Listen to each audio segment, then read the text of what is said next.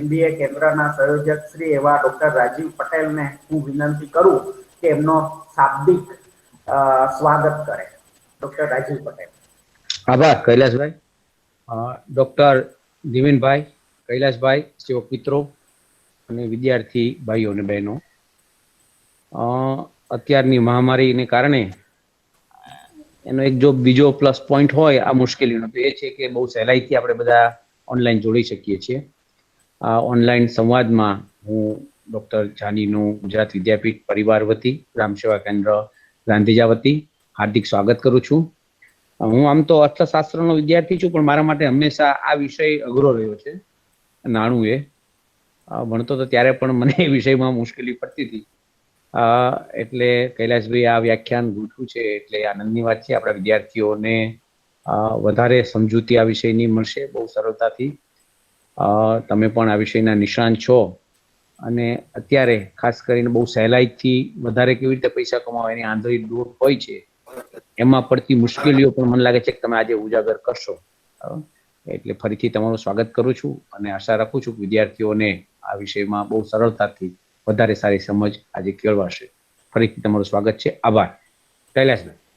આ વિષયના સંદર્ભમાં ધીમેનભાઈનો પરિચય આપતા મને એટલે આનંદ થાય છે કે ધીમેનભાઈ ડોક્ટર ધીમેન જાની એ દોલત ઉષા અને Dhiru Sagla institute of management and કોમર્સના હેડ ઓફ ધી ડિપાર્ટમેન્ટ છે, BBA કોલેજના, જે સાઉથ ગુજરાત યુનિવર્સિટી સાથે સંલગ્ન છે. ધીમેનભાઈ લગભગ 12 વર્ષથી ટીચિંગ, ખાસ કરીને સ્નાતક કક્ષાએ શૈક્ષણિક અનુભવ ધરાવે છે. તેઓ BBA, BCom, BCA અને કોમ્પ્યુટર સાયન્સમાં BSc કક્ષાએ ટીચિંગનો અનુભવ ધરાવે છે. સાથે સાથે 60 વર્ષનો એમને માસ્ટર ડિગ્રી એટલે કે PGમાં MCom અને MA કક્ષાએ પણ શૈક્ષણિક અનુભવ રહેલો છે.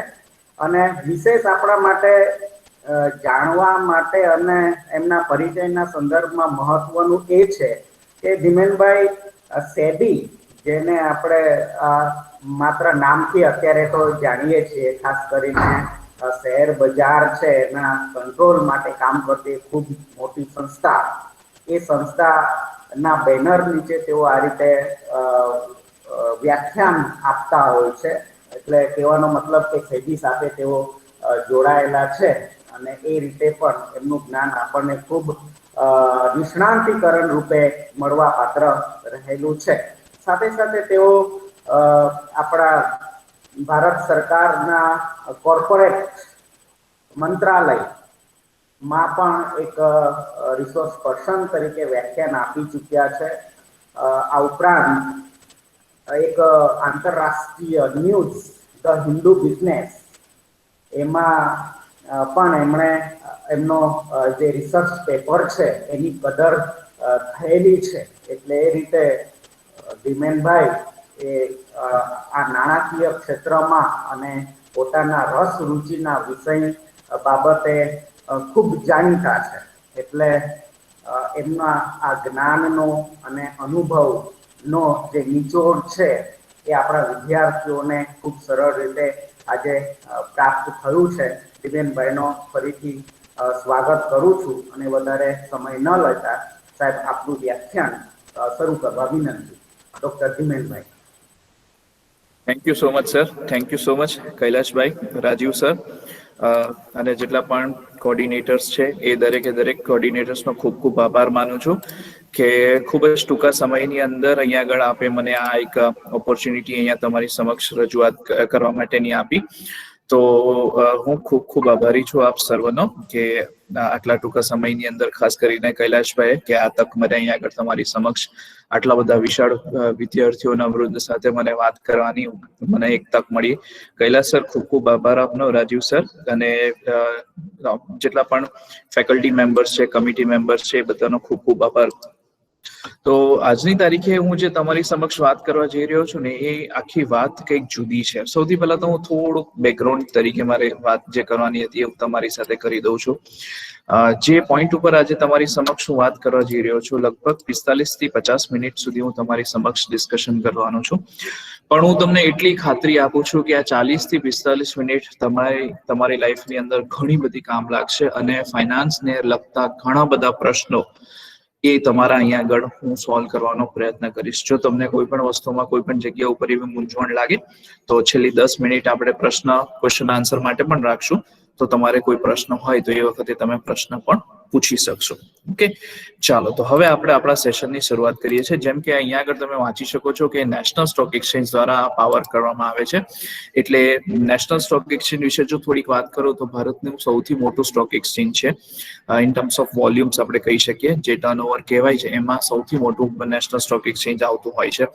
અને ભારતમાં એક નામ છે નેશનલ સ્ટોક એક્સચેન્જનું. મોટા ભાગના ટ્રાન્ઝેક્શન્સ તમે જોતા હોય તો આપણે નેશનલ સ્ટોક એક્સચેન્જની અંદર થતું હોય છે. અને નેશનલ સ્ટોક એક્સચેન્જનો રિપ્રેઝન્ટ કરતો ઇન્ડેક્સ છે નિફ્ટી, અને બોમ્બે સ્ટોક એક્સચેન્જને રિપ્રેઝન્ટ કરતો ઇન્ડેક્સ છે સેન્સેક્સ. ઓકે, પણ આ બહુ હાયર લેવલની વાત છે. હું જે અત્યારે વાત કરવાનો છું ને એકદમ બેઝિક લેવલની વાત કરવાનો છું. એ ખાસ બધા ધ્યાનથી જરા સાંભળજો. જો ગુજરાતીમાં એક કહેવત છે કે નાણાં વગરનો નાથ્યો અને નાણે નાથા લાલ, બરાબર. અને હિન્દીમાં પણ પેલું કહેવત છે ને કે પૈસા હૈ તો લોગ બોલતે હૈ कैसा है. એટલે પૈસા જો હોય માણસ પાસે તો એની લાઈફ એક આખી જુદા જ લેવલ પર થતી હોય છે. અને એ જ વ્યક્તિ પાસે જ્યારે પૈસા નથી હોતા ત્યારે એના જ સગા સંબંધીઓ એની સાથે કેવી રીતનો વ્યવહાર કરે છે એ કોઈ કહેવાની જરૂર નથી. એ આપણે બધા જ જાણીએ છીએ. આપણી પાસે પૈસા હોય ને ત્યારે લોકોનો વ્યવહાર આપણા પ્રત્યે જુદો હોય. આપણા પોતાના સગા સંબંધીઓનો પણ વ્યવહાર આપણી પ્રત્યે જુદો બની જાય છે જ્યારે આપણી પાસે પૈસા હોય. પેલું કહેવાય ને, ये सब पैसा बोल रहा है. આ માણસનો વ્યવહાર પણ પૈસા હોય ત્યારે જુદો હોય ને પૈસા ના હોય ત્યારે જુદો હોય. કહેવાનો મતલબ એવો છે કે લાઈફની અંદર પૈસાનું ઘણું બધું મહત્વ છે. હા, હું એમ નથી કહેતો કે લાઈફની અંદર પૈસા જ બધી વસ્તુ છે, ના, હું એવું નથી કહેતો. પણ હું એમ કહું કે જો 100 વસ્તુ આપણને એક સારી જીવન જીવવા માટે જોઈતી હોય તેમાંથી 95 કે 98% વસ્તુ આપણે આ પૈસાની મદદથી ખરીદી શકીએ છીએ. અને કદાચ તમે બધા પણ મારી સાથે એગ્રી થતા હશો કે હા, આ વાત સાચી છે. પછી એ સ્કૂલમાં ભણવું હોય, કોલેજમાં ભણવું હોય, નાસ્તો પાણી કરવો હોય, ઘર લેવું હોય, કઈ બી વસ્તુ જોઈતી હોય, પૈસા વગર આપણું કોઈ જગ્યાએ કામ ચાલતું નથી. પૈસા એક જેમ આપણા શરીરમાં લોહી જરૂરી છે એમ આપણી પાસે એટલું સફિશિયન્ટ પૈસા તો જોઈએ જ કે જે આપણું રૂટીન ચલાવી શકે. તો પૈસાની જરૂર આપણે બેઝિકલી જોઈએ તો આ ખાવા પીવા માટે છે અથવા મેડિકલ ઇમરજન્સીઝ માટે છે. એના માટે આપણને પૈસાની જરૂર પડતી હોય છે. અને આ બધી જરૂરિયાતો મને તો ખાસ ઈચ્છા એવી ખાસ હતી કે હું અર્થશાસ્ત્રના વિદ્યાર્થીઓ સાથે અત્યારે જોડાઈ રહ્યો છું. અને મારો વિષય પણ અર્થશાસ્ત્ર છે. હું પણ ઇકોનોમિક્સ ભણાવું છું. મેં કર્યું છે MBA ફાઇનાન્સ. પણ ફાઇનાન્સ જુઓ તો તમે અર્થશાસ્ત્રનો જ એક ભાગ છે. ફાઇનાન્સનું પોતાનું કોઈ ફિલ્ડ નથી, પણ એનું જે ડેરિવેશન છે એ જે આવ્યું છે એ અર્થશાસ્ત્રમાંથી એના મૂળિયા આવ્યા છે. એટલે મૂળ એના ત્યાં છે. એટલે મને ખાસ ઈચ્છા હતી કે આપણે આના ઉપર ડિસ્કશન કરીએ. છેલ્લા 12 વર્ષથી હું ઇકોનોમિક્સ ભણાવું છું. મને બહુ જ મજા આવે ભણવાની. અહીંયા પણ હું થોડીક વાત કરીશ ઇકોનોમિક્સને, પણ મારી ભણવાની સ્ટાઇલ થોડીક જુદી છે. એ તમને આગળ ખ્યાલ આવશે. તો બેઝિક જરૂરિયાતો, આપણી જીવન જરૂરિયાતો સંતોષાઈ જાય એના પછી આપણે બધા જ જાણીએ છીએ ઇકોનોમિક્સની શરૂઆત જ અહીંયા થઈ છે કે man is a box of wish. એટલે માણસ જે છે ને એ જરૂરિયાતોનો પિટારો છે.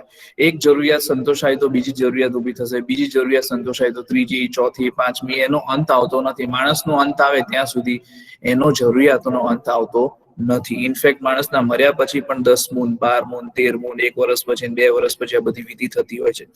એટલું બધું વસ્તુ સુધી કરતા હોય છે બધા માણસો. એટલી બધી જરૂરિયાતો માણસના મર્યા પછી પણ રહેતી હોય છે. આ બધી જ વસ્તુને પહોંચી વળવા માટે આપણને પૈસાની જરૂર પડતી હોય છે. આ બધી જરૂરિયાત સંતોષાય તો આપણી પાસે ગેજેટ્સ, કે ભાઈ સારામાં સારો ફોન. મને હમણાં 3 દિવસ પહેલા જ મારો છોકરો મને કે ડેડી મારો બર્થડે આવે છે. મેં કહું હા બોલ, તને શું ગિફ્ટ જોઈએ છે? તો મને કહે છે ડેડી મને એક iPhone 12 લઈ આપો.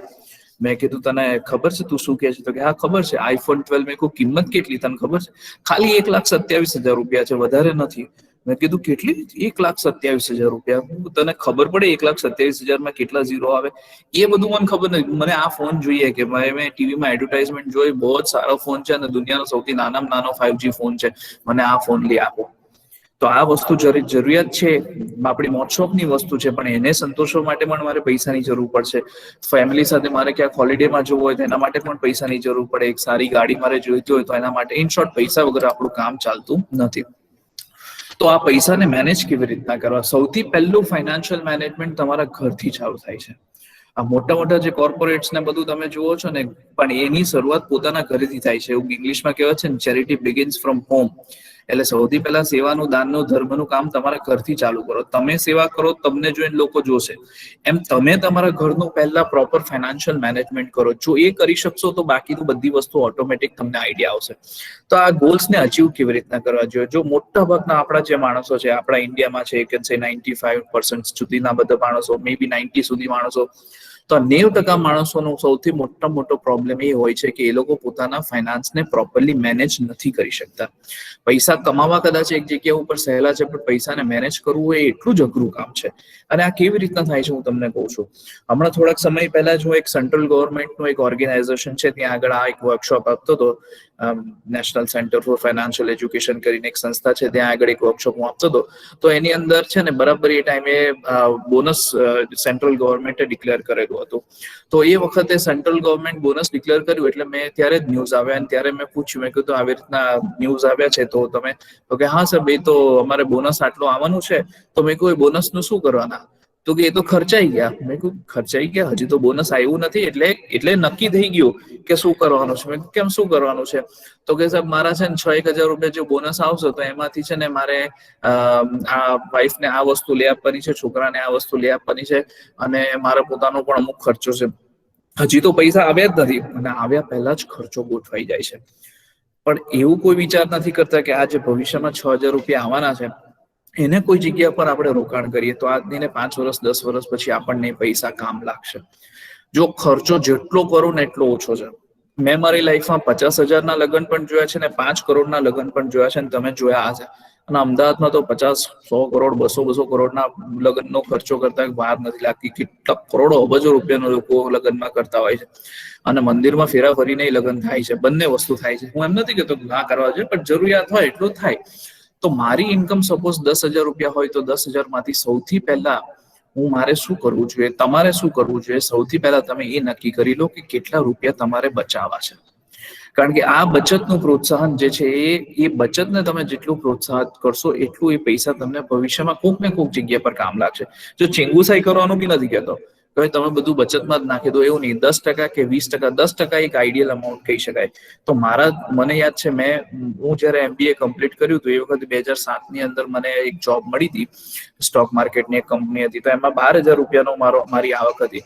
તો એ 12,000 માંથી હું 2,000 રૂપિયા સાઈડ ઉપર નાખતો, અને હું પહેલેથી એવું જ વિચારી લેતો કે ભાઈ 2,000 રૂપિયા ઓછા આવ્યા છે, અને એ 2,000 રૂપિયાનું ક્યાંક ને ક્યાંક ઇન્વેસ્ટ કરતો. કોઈ જગ્યા પર 500 રૂપિયા, કોઈ જગ્યા પર 1,000 રૂપિયા મ્યુચ્યુઅલ ફંડમાં છે કે પોલિસીમાં છે, કોઈ બી જગ્યા ઉપર હું નાખતો. અને એ પૈસા 4 વર્ષ પછી મને મારા પોતાના લગ્નમાં ઘણા કામ લાગ્યા. તો એ બસ એ 2,000 રૂપિયા, 1,000 રૂપિયા મને પોતાને 4 વર્ષ 5 વર્ષ પછી બહુ કામ લાગ્યું. તો એમ આપણે શું કરવાનું, તમારે તમારી હેબિટ કેવી રાખવાની? આ હેબિટ બધા રાખે છે. જો 20,000 રૂપિયાની આવક હોય ને એમાંથી 17,000-18,000 રૂપિયા, 19,000 રૂપિયા ખર્ચી કાઢે, પછી જે બચે એને બચતમાં નાખે નહીં. આપણે શું કરવાનું, તમારે શું કરવાનું છે કે તમારી ઇન્કમ જેટલી હોય એમાંથી સૌથી પહેલા સેવિંગ કેટલી છે એ નક્કી કરી લો. અને સેવિંગ થયા બાદ પછી એનો ખર્ચો કેટલો તમારે કરવો છે એ તમારે નક્કી કરવાનું આવશે. ઓકે, એટલે પછી તમે જેટલા રૂપિયાનો ખર્ચો કરવો હોય, 10 માંથી 15 માંથી જે તમે નક્કી કર્યું એ પ્રમાણે તમે કરી શકો છો. હવે આ ઇન્વેસ્ટમેન્ટ જે છે એનું કામ શું છે? આ સેવિંગ જે આપણે કરશું એને પછી આપણે ઇન્વેસ્ટ કરવાનું કોઈ ને કોઈ જગ્યા પર. ક્યાં કરવું હું તમને બતાવું છું, પણ એનું કામ શું છે? તો જો આ છે ને આપણા ગોલ્સ છે, આપણા ધ્યેય છે, જે આપણે આપણી લાઈફમાં અચીવ કરવા માંગે છે. તમે ભણો છો, હું ભણાવું છું, આપણે આજુબાજુમાં જોઈએ તો દરેક લોકો કોઈ ને કોઈ કામની અંદર તમને વ્યસ્ત જોવા મળશે. અને જે નવરા હશે એ ભીખ માંગતા હશે. બાકી મોટા ભાગના માણસો કંઈક ને કંઈક કામ કરતા હશે. કોઈ મજૂરી કરતા હશે, કોઈ માનસિક રીતે કામ કરતા હશે, કોઈ શારીરિક રીતે કામ કરતા હશે. દરેક માણસો તમને કામ કરતા જોવા મળશે. એની પાછળનું કારણ શું છે કે ભાઈ ખાવા માટે પૈસા જોશે, પહેરવા ઓઢવા માટે કપડાં જોશે, એના માટે પૈસા જોશે. એટલે આપણા ગોલ છે, આપણા ધ્યેય છે જીવનમાં, જે આપણે અચીવ કરવા છે. અને એ અચીવ કરવા માટે આપણે સેવિંગ કરીએ છીએ. અને સેવિંગ સાથે સાથે જો આ રસ્તો છે આપણો, પણ અહીંયા આગળ વચ્ચે આપણને કંઈક વસ્તુની એક જરૂર છે, એ છે આપણું ઇન્વેસ્ટમેન્ટ, જે આજથી 10 વર્ષ, 15 વર્ષ, 20 વર્ષ પછી આપણને કામ લાગી શકે. હવે એક ઉદાહરણ હું તમને એક સમજાવવા માંગુ છું. એક જ મિનિટ ચાલુ રાખજો.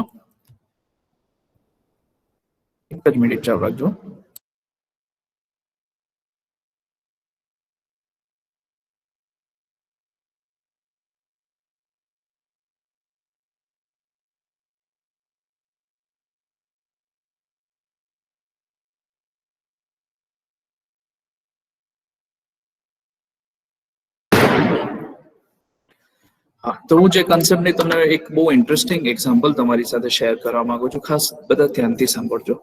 આ મારું પર્સનલ એક્ઝામ્પલ છે અને અમે વિદ્યાર્થીઓને આવી રીતે જ ભણાવીએ છીએ. બહુ મજા આવશે તમને સાંભળવાની.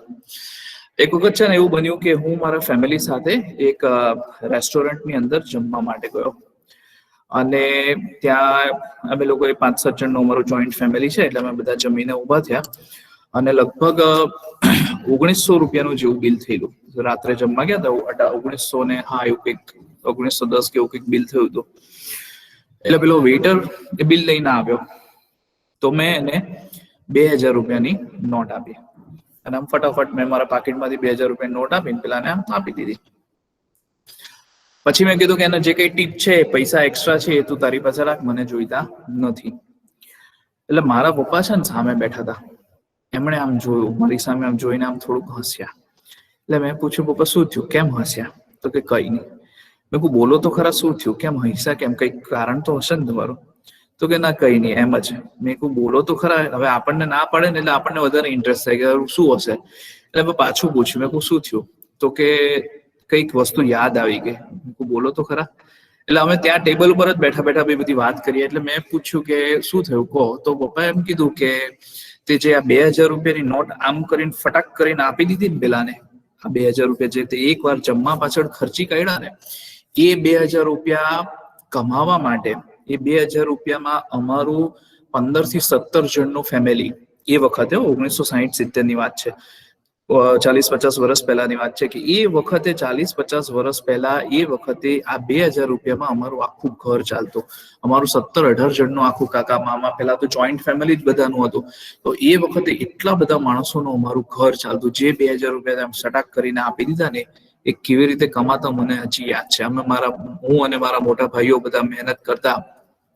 400-450 રૂપિયા પગાર હતો એ વખતે તો, અને એમાં 2000 રૂપિયા અમારું આખું ઘર ચાલતું, જે તે આમ જ ખર્ચી કાઢ્યા. મેં પૂછ્યું, મેં કહું પપ્પા આ 1960 ની તમે વાત કરો છો, કદાચ 65 ની વાત કરો છો, અને અત્યારે 2020 ચાલે છે અને હવે 21 આવવાનો આ થોડાક દિવસની અંદર. 1960 ની અંદર 2000 રૂપિયામાં ઘર ચાલતું, 2020માં 20,000 માં ઘર ના ચાલે. જુઓ તો ખરા, પૂછો તો ખરા, જે માણસો 20,000 રૂપિયા કમાય છે શું એનું ઘર ચાલી શકે છે વ્યવસ્થિત રીતે? નહીં ચાલી શકે. અને આજે જે 2000 રૂપિયાની અંદર હું જે આ એક ટાઈમ જમ્યો, કદાચ આજથી 10 વર્ષ પછી અથવા 20 વર્ષ પછી 2000 રૂપિયાનો નાસ્તોય નહીં થાય. એટલું યાદ રાખજો. કહેવાનો તાત્પર્ય એ છે કે પૈસાની કિંમત દિવસે ને દિવસે ઘટતી જાય છે, એટલે મોંઘવારી દિવસે ને દિવસે વધતી જાય છે. બોલો, તમે બધા મારી સાથે એગ્રી થશો.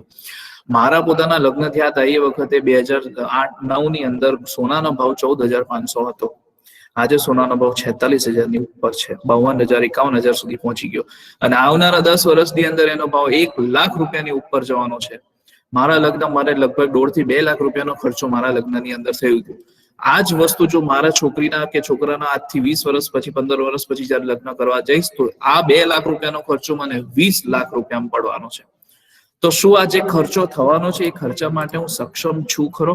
મને તકલીફ શું આવે છે? તો મોંઘવારી જે છે એ મને નડે છે. મને નહીં, આપણને બધાને નડે છે.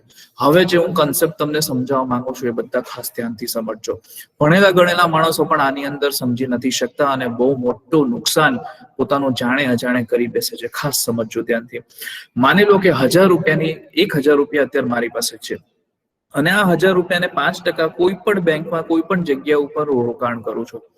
1000 રૂપિયા છે, 1 વર્ષ માટે 5% લેખે હું પૈસાનું રોકાણ કરું છું. તો 1 વર્ષ પછી મારી આ પૈસાની કિંમત કેટલી થશે? 1050, એટલે 50 રૂપિયા મને વળતર મળવાનું છે. હવે જે મોંઘવારીનો દર છે એ છે 6%. એટલે કે દર વર્ષે જે મોંઘવારી એટલે વસ્તુના ભાવમાં, વસ્તુની કિંમતમાં જે વધારો થાય છે એ 6% લેખે વધારો થાય છે. હું તો ખુશ થઈ ગયો, ખુરશી નાખી, અરે આપણે 5% લેખે વળતર મળવાનું છે, 50 રૂપિયા હું કમાઈશ, બરાબર છે. અને 1 વર્ષ પછી 1000 રૂપિયાના 1050 મને મળે છે, અને આ જ 1050 લઈને જ્યારે હું વસ્તુ ખરીદવા જાઉં છું ત્યારે પેલો વ્યક્તિ મને કહે છે કે સાહેબ આ વસ્તુની કિંમત 1060 રૂપિયા છે. 1 વર્ષ પહેલા કેટલી કિંમત હતી? 1000 રૂપિયા. 1 વર્ષ પછી કેટલી કિંમત થઈ? 1060 રૂપિયા. મારી પાસે કેટલા રૂપિયા છે? 1050 રૂપિયા. એનો મતલબ શું થયો? એનો મતલબ એ થયો કે 50 રૂપિયા મેં કમાયા અને 60 રૂપિયા મેં ગુમાવ્યા. તો મને ફાયદો થયો કે નુકસાન થયું?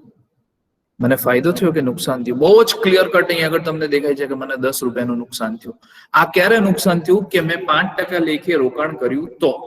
હવે માની લો કે મેં રોકાણ જ ના કર્યું અને ખિસ્સામાં 1000 રૂપિયા રાખી મૂક્યા હોય અને 1 વર્ષ પછી હું લેવા જાઉં તો સીધું 60 રૂપિયાનું મને નુકસાન થયું દર વર્ષે. ખ્યાલ આવે છે શું સમજાવવા માંગુ છું? જો હું કોઈ જગ્યા પર રોકાણ ના કરું તો દર વર્ષે મને 6% 7% મોંઘવારીનો જે દર હોય એ સીધું મને નુકસાન કરે છે. હું એમ માનું છું કે મારા ખિસ્સામાં તો 1000 રૂપિયા પડ્યા છે ને તો એનો શું ફરક પડવાનો? 1000 ના 1000 જ છે. પણ એ 1000 ને જયારે તમે ખર્ચ કરવા જશો ને ત્યારે એની કિંમત તમને ખબર પડશે કે ભાઈ આની અંદર બીજા 6 રૂપિયા અથવા 10 રૂપિયા 60 રૂપિયા નાખવા પડશે તો કામ થશે, બાકી નહીં થાય. તો હંમેશા યાદ રાખો કે એવી જગ્યા ઉપર રોકાણ કરો કે જે રોકાણ તમને મોંઘવારીના દર કરતા વધારે વળતર આપે.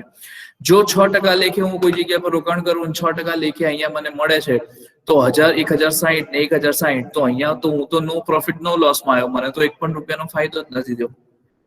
મને કોઈ વસ્તુનો ફાયદો નથી થયો અહીંયા આગળ. એટલે અહીંયા આગળ શું થાય છે કે મને 10 રૂપિયાનું નુકસાન થાય એટલે મારે શેમાં રોકાણ કરવું પડે? 7% છે, 8% છે, 9% છે. ઇન શોર્ટ 6% કરતા વધારે વળતર જ્યાં મને મળતું હોય ત્યાં આગળ મારે રોકાણ કરવું પડે તો મને ફાયદો થાય. બાકી મારા પૈસાને પણ હું બચાવી નહીં શકું, એમાં પણ મને નુકસાન થાય છે. તો રોકાણ કઈ જગ્યા પર કરવું જોઈએ અને કેવી રીતના? તો જો જ્યારે પણ રોકાણની વાત આવે છે ત્યારે એક કન્સેપ્ટ એની સાથે સાથે આવે છે જોખમ. એટલે વળતર અને જોખમ બંને સાથે ચાલે છે. તો જો અહીંયા આગળ 0 રિસ્ક એટલે જોખમ બહુ જ નથી એ કહી શકાય, અથવા તો ખાલી મોંઘવારીનો એક રિસ્ક રહે, બાકી કોઈ જોખમ અહીંયા ગવર્મેન્ટ બોન્ડ છે, પોસ્ટ ઓફિસ છે, પીપીએફ છે, એમાં તમને કોઈ જોખમ નથી રહેતું. એમાં લગભગ 4% થી લઈને તમને 8-8.5% સુધીનું વળતર અલગ અલગ સ્કીમ પ્રમાણે મળતું હોય છે. બેંકની ફિક્સ ડિપોઝિટની અંદર તમે પૈસા રોકો તો લગભગ 9-9.5% સુધી વળતર તમને મળતું હોય છે. પછી જેમ જેમ ઉપર જાવ છો તેમ તેમ જો રિસ્ક વધતું જાય છે. અહીંયા આગળ આવું તો ગોલ્ડમાં મિડલ લેવલનું રિસ્ક આવે છે. એની ઉપર હું જાઉં તો ઇક્વિટી છે, મ્યુચ્યુઅલ ફંડ છે, શેર બજાર છે, એમાં જોખમનું પ્રમાણ વધતું જાય છે. પછી આ ડેરિવેટિવ્સ છે એટલે એમાં રિસ્ક વધતું જાય છે. તો જેમ જેમ હું આગળ વધતો જાઉં છું તેમ તેમ વળતર પણ વધે છે, પણ સાથે સાથે જોખમ પણ વધતું જાય છે. એટલે જેમ તમે વળતર વધારે માંગવા માટે પ્રયત્ન કરશો એમ જોખમ પણ વધતું જશે. એટલે કોઈ પણ જગ્યા ઉપર જ્યારે તમે રોકાણ કરો એ વખતે તમે કેટલું જોખમ લઈ શકો છો અને તમને કેટલું વળતર જોઈએ છે એ બંને વસ્તુ સાથે ચાલશે. જો તમે એમ કહો કે મને વધારે વળતર જોઈએ તો એની સામે જોખમ પણ વધારે આવશે. જો તમે એમ કહો ઓછું વળતર જોઈએ તો જોખમ પણ ઓછું આવશે. આ બંને સાથે ચાલશે. તો એના માટે તમે એને મેનેજ કરી શકો છો, જોખમને મેનેજ કરી શકો. કેવી રીતે હું તમને ઉદાહરણ આપું. ચાલો હવે હું તમારી સાથે એક બહુ ઇમ્પોર્ટન્ટ કન્સેપ્ટ શેર કરવા માંગુ છું. બધા ખાસ ધ્યાનથી સાંભળજો. ઓકે, તમારે આનો મને જવાબ આપવાનો છે અને તમારે મારી સાથે ચર્ચા કરવાની છે આ બાબત ઉપર. તમે ચેટ બોક્સનો ઉપયોગ કરી શકશો. ઓકે, સપોઝ તમે તમારું ગ્રેજ્યુએશન, મને ખ્યાલ છે ત્યાં સુધી તમારે MBA પણ ચાલે છે, MBA ના વિદ્યાર્થીઓ પણ કદાચ જોડાયા છે આની અંદર. તો સપોઝ તમે તમારું ગ્રેજ્યુએશન છે અથવા તો MBA છે, PG છે, તો એ અભ્યાસ તમારો પૂરો કરી અને સપોઝ કોઈ પણ નાનો મોટો ધંધો ચાલુ કરવો હોય, માની લો કે કરિયાણાનો ધંધો છે કે વડાપાવનો ધંધો છે કે ભાઈ કઈ નહીં તો ચાનો સ્ટોલ ખોલવો છે, કોઈ પણ બિઝનેસ હોય. પેલો શાહરુખ ખાનનો ડાયલોગ છે ને, ધંધા ધંધા હોતા હૈ, કોઈ ભી ધંધા છોટા બડા નહીં હોતા. ઠીક છે, એને તો પેલું દારૂના વાતમાં વાત કરેલી, પણ આપણે દારૂ ધંધો નથી કરવાનો ભાઈ, સમજજો પાછા. પણ આપણે ઓથેન્ટિક ગવર્મેન્ટ પ્રમાણે જે નિયમ હોય એ પ્રમાણે કરવાનો છે. આપણે એમાં નથી ઉતરવાનું. પિક્ચરોના રવાડે ચડીએ તો આપણે પરવારી જઈએ, એટલે એમાં ના ઉતરતા. પણ સપોઝ બીજો કંઈક ધંધો આપણે નાનો મોટો ચાલુ કરવો છે, કપડાનો છે કે XYZ, કોઈ તમારી જે ઈચ્છા હોય, કોઈ પણ બિઝનેસ પકડો. તો એ બિઝનેસ ચાલુ કરવા માટે તમને અંદાજે કેટલા રૂપિયાની જરૂર પડે? માની લો કે હું એમ કહું કે મારે એક ચાની લારી ખોલવી છે. એક સાદું સિમ્પલ ઉદાહરણ આપું છું. એક ચાની લારી મારે ખોલવી છે, તો એમાં કેટલા રૂપિયાની જરૂર પડે? ચાલો બોલો, ચેટ બોક્સમાં તમારો આન્સર આપજો. એક નાની ચાની લારી ખોલવી છે, ચાનો ગલ્લો ખોલવો છે, ચા અને સમોસા અને વડાપાઉં બધું વેચું છું, તો એમાં કેટલા રૂપિયાની જરૂર પડે તમારા હિસાબથી? ચાલો ફટાફટ. 50,000. ઓકે, ધર્મેશભાઈ કે છે 50,000 વધી 50,000 ની જરૂર પડે. Yes, very good Dharmeshbhai. ચાલો બીજું કોઈ કહી શકે? તમારા મતે ચાની લારી ખોલવી હોય તો કેટલા રૂપિયાની જરૂર પડે? ચાલો ફટાફટ જવાબ આપજો મને, ચેટ બોક્સમાં તમારો આન્સર આપજો. 2,000 રૂપિયા. ઓકે ચાલો, શારદાબેન કહે છે 2,000 રૂપિયા બધું ખુલી જાય, બહુ વાંધો ના આવે. ચાલો ઓકે, વેરી ગુડ. 7,000 રૂપિયા. અમિત પટેલી કહે છે કે 10 થી 15,000 રૂપિયા. પરમાર હંસરાજ કહે છે 30,000 રૂપિયા. ઓકે, 5,000 રૂપિયા, 2,000 રૂપિયા, 5,000, 5,000, 10,000, 15,000. ઓકે, 5,000, 5,000, 10,000 રૂપિયા. ઓકે, ઉર્વશીબેન કહે છે 10,000 રૂપિયા. અતુલભાઈ કહે છે 10,000, 15,000. ઓકે, 20,000, 20,000. વેરી ગુડ, વાહ, ગ્રેટ. 5, 10,000, 25,000. ઓકે, એટલે આપણે મોટા ભાગે આમ માનીએ છીએ 40,000. હા, ઓકે, મોટા ભાગે આપણે એવું માનીએ છીએ કે ભાઈ વધીને 50,000 રૂપિયાની અંદર આપણે આ ચાની લારીનો ધંધો ચાલુ કરવો હોય તો થઈ શકે ખરો? બધા એગ્રી થાવ છો? યસ લખજો. જો એગ્રી થાવ તો યસ લખજો.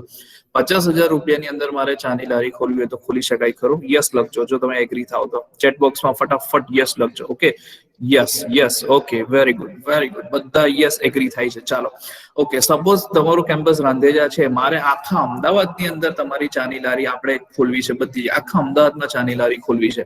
ઓકે, અથવા ચાનો સ્ટોલ ખોલવો છે, તો એમ કહી શકું કે 5 લાખ રૂપિયા લઉં તો 5 લાખની અંદર આખા અમદાવાદમાં ચાની લારી મારે ખોલવી હોય, એજન્સી આપવી હોય તો હું આપી શકું? બરાબર, એગ્રી થાવ? 5 લાખની અંદર ચલો 50 લાખ રાખીએ.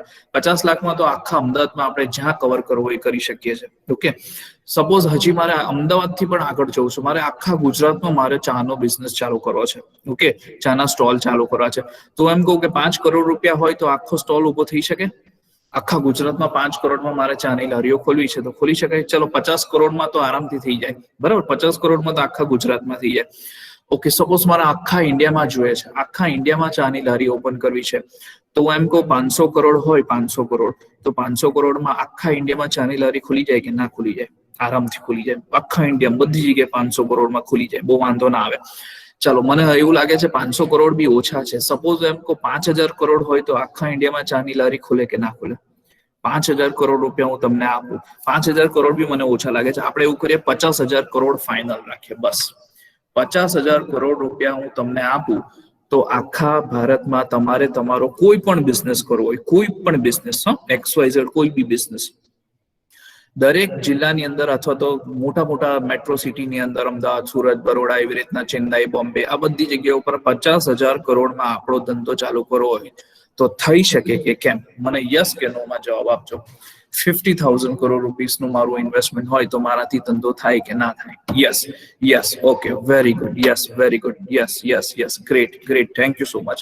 ઇન શોર્ટ, આપણે નક્કી કરી લીધું કે ભાઈ આપણાથી 50,000 કરોડ રૂપિયાનો ધંધો પદરૂપ મૂડી હોય તો આપણાથી આખા ભારતમાં ગમે તે જગ્યા ઉપર ધંધો કરવો હોય તો થઈ શકે. બરાબર છે? ચાલો, હવે સપોઝ હવે હું જે કહું છું ધ્યાનથી સાંભળજો, પકડી રાખજો. મારા એક શબ્દ પકડજો. હવે હું તમને જે કહેવા માંગુ છું, જે સમજાવવા માંગુ છું, ખાસ સાંભળજો. તમારી લાઈફ હું બદલવા જઈ રહ્યો છું. હવે બધા સાંભળજો હું જે કહેવા માંગુ છું. 50,000 કરોડ રૂપિયા હું તમને આપું અથવા અપાવું, ગમે ત્યાંથી લાવું, બરાબર છે? તો તમે લો ખરા? હા, એની 4 કન્ડિશન રિપીટ કરો ને ફરી. સર, પોઈન્ટ વાપસ રિપીટ કરો. પોઈન્ટ પાછું બોલું. હા, 50,000 કરોડ જે છે એ 50,000 કરોડ રૂપિયા હું તમને આપું અથવા બીજા કોઈ પાસેથી અપાવું, તમને ટૂંકમાં 50,000 કરોડ રૂપિયા મળે. બરાબર છે? અને સપોઝ હું તમને કહું કે ભાઈ આ 50,000 કરોડ રૂપિયા હું તમને આપું, પણ મારી અમુક કન્ડિશન છે, ટર્મ્સ એન્ડ કન્ડિશન્સ છે. બરાબર છે? એ ટર્મ્સ એન્ડ કન્ડિશન્સ તમારે સાંભળવાની અને પછી તમારું મન યસ કે નો કહેવાનું. બરાબર છે? 50,000 કરોડ રૂપિયા હું તમને અપાવું, પણ એની 4 મેઇન કન્ડિશન છે. આ 4 કન્ડિશન તમારે સાંભળવાની, તમને યોગ્ય લાગે તો તમારે હા કે નાનો જવાબ આપવાનો. બરાબર છે? ઓકે, ધ્યાનથી સાંભળજો. પહેલી કન્ડિશન એ કે હું તમને 50,000 કરોડ રૂપિયા આપું, પણ એની સૌથી મોટી શરત એ કે હું તમારી પાસેથી 1 પણ રૂપિયો વ્યાજ નહીં લઉં. હલો, 1 પણ રૂપિયો વ્યાજ નહીં લઉં. મફતના 50,000 કરોડ રૂપિયા, 1 પણ રૂપિયો વ્યાજ નહીં. કમ્પ્લીટલી ઇન્ટરેસ્ટ ફ્રી રૂપીસ, મફતના પૈસા. 1 લાખ કરોડ, 50,000 કરોડ રૂપિયા. ઓકે, ચલો મારાથી 1 લાખ કરોડ બોલાઈ ગયું છે એટલે આપણે 1 લાખ કરોડ રાખ્યા. 1 લાખ કરોડ રૂપિયા તમને મફતના હું આપું, 1 પણ રૂપિયો નહીં, વ્યાજનો નહીં. પહેલી કન્ડિશન. બીજી કન્ડિશન, હું તમારી પાસે એ પૈસા કોઈ દિવસ પાછા નહીં માંગુ. તમારે મને જ્યારે પાછા આપવા હોય ત્યારે તમારે આપવાનું, તમારી ઈચ્છા. પણ હું તમને એમ નહીં કહું કે તમારે મને મારા પૈસા 50 1 લાખ કરોડ રૂપિયા તમે મને લીધા છે એ પાછા આપો. હું નહીં કહું. તમારી ઈચ્છા હોય ત્યારે પાછા આપવાના, ના હોય તો નહીં આપવાના. 5 વર્ષ 10 વર્ષ 50 વર્ષ 100 વર્ષ 500 વર્ષ જેટલા વર્ષ તમારે રાખવા એટલા રાખો. હું નહીં, મારા આવનારી પેઢીઓ તમારી પાસે કાયદેસરની વાત કરું છું, કાયદેસરની તમારી પાસે નહીં માંગી શકે. બરાબર. ત્રીજી કન્ડિશન, સપોઝ જો તમારા બિઝનેસ, ભગવાન ના કરે, સપોઝ તમારા બિઝનેસમાં કંઈક તકલીફ થાય અથવા બિઝનેસ લોસમાં ગયો અને મેં તમને 1 લાખ કરોડ રૂપિયા આપેલા છે, તમારો બિઝનેસ બંધ થઈ ગયો અને એ બિઝનેસ બધું વેચાઈ ગયો અને 1 જ રૂપિયો બચ્યો. 1 લાખ કરોડ રૂપિયા મેં તમને આપેલા, એમાંથી 1 રૂપિયો ખાલી બચ્યો, બાકીના બધા જ રૂપિયા તમારા ખલાસ થઈ ગયા, દેવામાં ડૂબી ગયા. આ 1 રૂપિયો તમે લઈને મારી પાસે આવો છો અને કહો છો કે સર, તમે જે 1 લાખ કરોડ રૂપિયા આપેલા એમાંથી 1 રૂપિયો બચ્યો છે, પણ એ પણ હું તમને નથી આપવાનો, એમ હું મારી પાસે રાખીશ. તો હું પ્રેમથી એને થેન્ક યુ કહીશ, સારું ભાઈ, જેવી તારી ઈચ્છા. પછી તમે એમ કહો કે ના, હવે સાહેબ તમે 1 લાખ કરોડ રૂપિયા આપેલા, તો 1 રૂપિયો રાખો તમારો, ચાલો કઈ નહીં, હવે બાકીના પૈસા તમારા ગયા, એમ સમજી લા. તો હું બી ત્યારે બી એને કહીશ ઓકે થેન્ક યુ, કઈ વાંધો નહીં, ડૂબ્યા તો ડૂબ્યા, હવે શું કરીએ. ત્રીજી કન્ડિશન. ચોથી કન્ડિશન, સપોઝ તમારા પૈસા મેં તમને 1 લાખ કરોડ રૂપિયા આપ્યા અને એ તમે 1 લાખ કરોડના સપોઝ 2 લાખ કરોડ કર્યા છે. તો આ 2 લાખ કરોડ રૂપિયા એટલે 1 લાખ કરોડ રૂપિયાની જે તમે પ્રોફિટ કમાયા, જે નફો કમાયા, એ નફામાંથી તમે જેટલું ધારો એટલું મને તમારે પાછું આપવાનું. તમે એમ કહો કે મેં 1 લાખ કરોડ રૂપિયા કમાયા છે ને ચાલ તો સાહેબને આપણે 10 રૂપિયા આપીએ પાછા. તમે 10 રૂપિયા લઈ લેજો, ખુશ, તમે બી ખુશ, અમે બી ખુશ. 1 લાખ કરોડના નફામાંથી તમે મને 10 રૂપિયા આપો ને તો હું પ્રેમથી 10 રૂપિયા લઈ લઈશ. પણ તમને એમ નહીં કહું ભાઈ તું મારા 1 લાખ કરોડથી આટલું બધું કમાયો, મને હારા 10 રૂપિયા તું આપે, શરમ વરમ આવે કે નહીં તને? તો તમે કહો ના, નથી આવતી સાહેબ, 10 રૂપિયા જ છે. તો હું પ્રેમથી લઈ લઈશ કે સારું, લાવ ભાઈ 10 રૂપિયા તો 10 રૂપિયા. આ મારી 4 કન્ડિશન છે. હવે આવી 4 કન્ડિશન હોય તો તમે મારી પાસે પહેલા તો તમે મને એ કહો કે શું આ શક્ય છે કે કેમ, એ મને કહો. યસ કે નો માં આન્સર આપો. કમ ઓન, ફટાફટ, ક્વિકલી યસ કે નો માં આન્સર મને આપો. શું આવું શક્ય છે? મેં તમને કીધું છે 4 કન્ડિશન મેં તમને કીધી, આ 4 કન્ડિશન શક્ય છે કે નથી? ઓકે, નો નો નો નો નો, યસ. ઓકે, દિનેશભાઈ કે છે યસ. ઓકે ઓકે, બાકી બધી જગ્યા ઉપર નો આન્સર આવે છે મને. યસ, નો નો નો, અચ્છા નો, ચાલો બોલો. ઓકે, કેટલા જણ માને છે કે આ શક્ય નથી? અચ્છા, પેલા એ કેટલા માને છે કે આ શક્ય છે? મોટા ભાગે એક આન્સર મને ખાલી યસ નો મળ્યો છે, બાકી મોટા ભાગે બધાએ ના પાડી છે. આપણે જોઈએ કોણ છે યસ વાળા ભાઈ. એક જ મિનિટ, હું જરા સર્ચ આઉટ કરું છું. એટલા બધા ક્વિકલી બધાના આન્સર્સ આવે છે. યસ, ડામોર, મિત્તલબેન. હા, મિત્તલબેન એમ કે છે કે યસ, આ શક્ય છે. અચ્છા મિત્તલબેન, તમે કહી શકો આવા પૈસા કોણ આપી શકે? કોઈ આપી શકે આવું? એક ઉદાહરણ માટે ટ્રાય કરજો. તમે જ્યાં રહેતા હોય ને ત્યાં તમારા પડોશીને એમ કહેજો કે મારે એક ધંધો ચાલુ કરવો છે અને એમાં મારે 10,000 રૂપિયાની જરૂર છે, ચાની લારી ખોલવી છે, પણ આ 4 કન્ડિશન. કઈ 4 કન્ડિશન? હું પૈસા લઉં પણ 1 પણ રૂપિયા વ્યાજનો નહીં આપું. પૈસા પાછા ક્યારે આપું એની કોઈ જવાબદારી નહીં, એની કોઈ ગેરંટી નહીં. ત્રીજો, ધંધો કરતા પૈસા ડૂબી જાય તો જગ્યા પૈસા તારા 1 પણ રૂપિયો પાછો નહીં આપું. ચોથો, તારા 10,000 માંથી હું 1 લાખ રૂપિયો બી કમાઉં તો તને રૂપિયો આપું ના આપું મારી મરજી, તારી, એમાં તું ફોર્સ નહીં કરી શકે. તમારો પડોશી આપશે 10,000 રૂપિયા? માંગો તો ખરા, પૂછો ને. તમે 50 વર્ષથી બાજુમાં રહેતા હોય ને, તમારા ખાનદાની સંબંધ હોય ને, તો બી આપશે પૈસા? તમને શું લાગે છે કોઈ માણસ આપી શકે તમને આટલા પૈસા? બોલો યસ કે નો, ફટાફટ યસ કે નો આન્સર આપો. યસ. ઓકે ઓકે, ના, નહીં આપે, નહીં આપે. અરે આપણા સગા વાળા હોય ને, તમારા સગા કાકા હશે ને, એને બી પૂછજો આ ધંધો કે આ કરવું છે, આપશે પૈસા? 110% કસીને ના પાડી દેશે. બહુ ગપ્પા મારે છે યાર, આવું પોસિબલ થતું હશે? કોઈ દિવસ શક્ય જ નથી. હવે હું તમને જે વસ્તુ કહેવા જઈ રહ્યો છું ધ્યાનથી સાંભળજો. Yes, okay, thank you so much, thank you so much. હવે હું જે વસ્તુ કહું છું બધે ધ્યાનથી સાંભળજો. જેટલી વસ્તુ મેં તમને કીધી છે, જેટલી 4 કન્ડિશન મેં તમને કીધી છે, એ 4 કન્ડિશન સાચી છે અને જેટલી વાત મેં તમને કરી છે બધી વાત સાચી છે. આવું શક્ય છે અને આવું થાય છે અને આવું છે માર્કેટમાં અને વર્ષોથી છે. એકદમ સન્નાટો થઈ ગયો. સર શું વાત કરો છો તમે? આવું શક્ય થાય કોઈ દિવસ? કેવી રીતના શક્ય થઈ શકે? અરે મફતમાં કોઈ મને 5 રૂપિયા આપતું નથી. તમે 50,000 કરોડ ને 2 લાખ કરોડ ને 5 લાખ કરોડ ને સર તમે કઈ બરાબર તો છો ને? તમને કઈ તકલીફ તો નથી ને બીજી? મગજ તો ઠેકાણે છે ને તમારું? 100% મારું મગજ ઠેકાણે છે અને હું તમને જે કઈ પણ વસ્તુ કહું છું, જેટલી પણ વસ્તુ મેં તમને કીધી બધી વસ્તુ સાચી છે અને એવું છે. બોલો, જાણવું છે? Come on my dear students. Yes, give me yes. જાણવું છે તમારે? જાણવું છે કે આ કેવી રીતના શક્ય છે? મેં તમને જેટલી પણ વાત કીધી, જેટલી પણ કન્ડિશન્સ કીધી, બધી વાત સાચી છે, એક પણ વાત ખોટી નથી. Yes, very good, very good. બહુ જ પાર્ટિસિપેટિવ ક્લાસ છે તમારો અને તમે બહુ જ ઇન્ટરેસ્ટ આ બતાવે છે કે તમે બહુ ઇન્ટરેસ્ટથી મારી વસ્તુ સાંભળો છો. Okay, great, very great. ચાલો, હવે હું તમને કહું છું આ વસ્તુ કેવી રીતના શક્ય છે.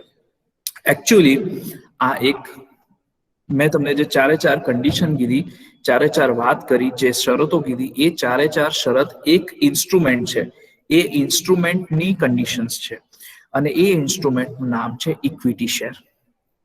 ઇક્વિટી શેર એ ઇન્સ્ટ્રુમેન્ટનું નામ શું છે? Equity share. જેટલા રૂપિયા તમારે માર્કેટમાંથી લોકો પાસેથી ઉપાડવા હોય એટલા રૂપિયા તમે માર્કેટમાં લોકો પાસેથી ઉપાડી શકો છો. જેટલા રૂપિયા જોઈએ એટલા લઈ શકો છો અને જે 4 કન્ડિશન મેં તમને કીધી એ 4 કન્ડિશન ઇક્વિટી શેરમાં લાગુ પડે છે. જે લોકો તમને પૈસા આપે છે એ બધા જ લોકો આ 4 વાત જાણે છે કે હું મારા પૈસા આ કંપનીની અંદર રોકાણ કરું છું, એ કંપનીની અંદર જોખમ કેટલું છે, એમાં વળતર કેટલું મળશે, એ બધી જ વસ્તુ જાણીને પૈસા નાખે છે. તો તમને એક વિચાર એવો આવે કે સર આવું જોખમ લેવા વાળા લોકો મૂર્ખા ના હોય? બિલકુલ મૂર્ખા નથી હોતા, ઉલટા સ્માર્ટ હોય છે, હોશિયાર હોય છે, શાણા હોય છે. કેવી રીતના શાણા હોય છે હું તમને એક્ઝામ્પલ આપું, એ પણ સમજાવું છું. ઓકે, આપણે કૈલાસ સર, મારી પાસે ટાઈમ કેટલો છે? 1 વાગ્યા સુધીનો ને? 1 વાગે. Okay, okay. એટલે થોડોક સમય હું આ ટોપિકની અંદર ઘણો ડિટેલની અંદર ઉતરી ગયો છું, પણ હવે વાત કરી છે તમને બધાને ઇન્ટરેસ્ટ થાય છે એટલે આગળનો ટોપિક મારે થોડુંક સ્પીડમાં દોડવું પડશે, પણ કઈ વાંધો નહીં, હું વાત કરું. તો આ જે ઇન્સ્ટ્રુમેન્ટ છે ને ઇક્વિટી શેર તરીકે ઓળખાય છે અને લોકો ઇક્વિટી શેરની અંદર ક્યારે પૈસા નાખે, કોઈ પણ કંપનીમાં લોકો ક્યારે પૈસા નાખશે કે જ્યારે એ લોકો જોશે કે ભાઈ આ બિઝનેસમાં પૈસા નાખવાથી આપણા પૈસા વધવાના છે, તો જ એ લોકો એ પૈસા એ બિઝનેસમાં પૈસા નાખે ને. તમે એમ કહો મારે 5 લાખ કરોડની જરૂર છે, આપી દો, તો કે રોડ ઉપર પડ્યા છે બધા આપી દેશે તમને, એવી રીતે લોકો પૈસા ના આપે. લોકો ક્યારે પૈસા આપશે કે જ્યારે એ લોકોને એવું લાગશે કે આ ધંધામાં પૈસા રોકવાથી મને ફાયદો થશે. હું તમને એનું ઉદાહરણ આપું. હમણાં જ થોડાક સમય પહેલા બર્ગર કિંગ કરીને એક કંપની હતી. એ કંપનીએ પોતાનો IPO લોન્ચ કર્યો માર્કેટની અંદર. તમે કદાચ સાંભળ્યું હોય તો, અમેરિકાની બહુ મોટી કંપની છે. એક ઉદાહરણ તરીકે હું તમને સમજાવું છું, સાંભળજો. એક ઉદાહરણ તરીકે હું કહું છું કે જો આ બર્ગર કિંગ કરીને જે કંપની હતી એને 1,000 કરોડ રૂપિયાની જરૂર હતી, એક એક્ઝામ્પલ તરીકે આપું છું, તો એણે માર્કેટમાં લોકોને કીધું કે ભાઈ જો મારો બિઝનેસ આ છે, મારો ધંધો આ છે અને બધું આ રીતે ચાલે છે, મારે 1,000 કરોડની જરૂર છે. તમે માનશો નહીં, લોકોએ 1,000 કરોડની સામે 59,000 કરોડ રૂપિયા આ કંપનીને સામેથી આપ્યા. 59,000 કરોડ રૂપીસ લોકોએ સામેથી આપ્યા અને કંપની દાદાગીરીથી પૈસા લે છે. શું વાત કરો છો તમે?